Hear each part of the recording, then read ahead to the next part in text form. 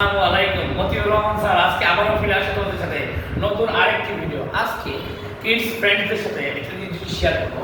আজকে 6 থেকে 10 ক্লাস শিক্ষার্থীদের জন্য রাইট ফর্ম অফ ভার্ব, এইখানে দুটি রুলস নিয়ে কথা বলবো।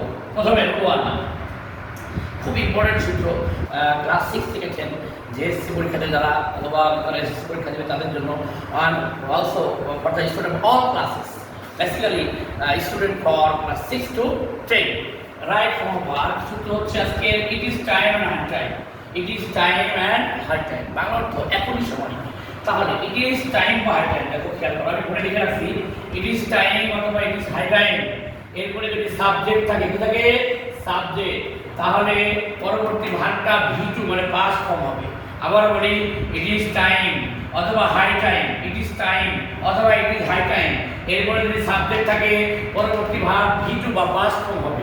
তবে যদি সাবজেক্ট না থাকে তার পরিবর্তে টু থাকে তাহলে ভার্বের V1 বা প্রেজেন্ট ফর্ম হবে। আমি দুটি বাক্য লিখে রাখছি as for example follow up, যেমন it is time, it is time। এরপরে এই যে উই হচ্ছে সাবজেক্ট, যেহেতু সাবজেক্ট চলে আসছে তাহলে এখানে ভার্বের ব্যাকেট আছে, you have to make the correction of the verb. যেহেতু সাবজেক্ট আছে সূত্র অনুযায়ী সাবজেক্টের পরে সাবজেক্ট থাকলে পরের ভার্বটি V2 বা পাস্ট ফর্ম হবে। তাই এখানে উত্তরটি হবে STOPPED, স্টপড। স্টপ হলো ভার্বের V2। আশা করি প্রথম কারেকশনটি বুঝতে পেরেছো। দ্বিতীয় সূত্রে বলেছিলাম ইট ইজ টাইম বা হ্যাভ টাইমের পরে যদি সাবজেক্ট থেকে টু থাকে, কি থাকে? প্রেপজিশন টু থাকে, তাহলে ভার্বের V1 হবে ইট ইজ টাইম টু আছে টু প্রিপজিশন প্রেপজিশন, তাহলে এখানে ভার্বের V1 থাকবে, উত্তরটি হবে স্টপ। তাহলে প্রথম কারেকশন হচ্ছে স্টপ, ভার্বের V2 পাস্ট ফর্ম। দ্বিতীয় কারেকশন হলো প্রেজেন্ট ফর্ম V1 স্টপ। আরেকটা সূত্র নিয়ে কথা বলবো, অল্প সময়, হাতে সময় কম। পরবর্তী সূত্র, যেহেতু ভিডিওতে সময় কম থাকে তাই অল্প সময় বেশি কাজ করতে হবে। রোল টু খুব কমন এবং খুব পরিচিত, খুব অ্যাভেলেবল, আমরা প্রায় দেখি এই সূত্রটা। উড ইউ মাইন্ড, হলো would you mind, would you mind. এরপরে উড ইউ মাইন্ড, এরপরে যদি কোনো ভার্ব চলে আসে তাহলে সেই ভার্বের সাথে আইন যুক্ত করতে হয়। ভার্বের সাথে আইন যুক্ত করতে হয়। খেয়াল করো, এখানে মাইন্ড একটি ভার্ব, আবার এখানে আরেকটি ভার্ব, ভার্ব V1 পাশাপাশি দুটো ভার্ব থাকলে কিন্তু এমনি আইএনজি হয়।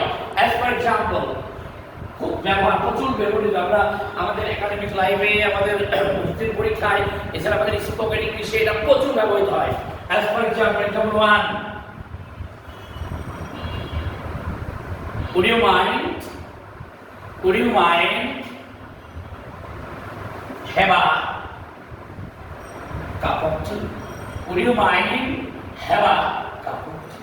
অ্যাকচুয়ালি এটা কখন ব্যবহৃত হয়?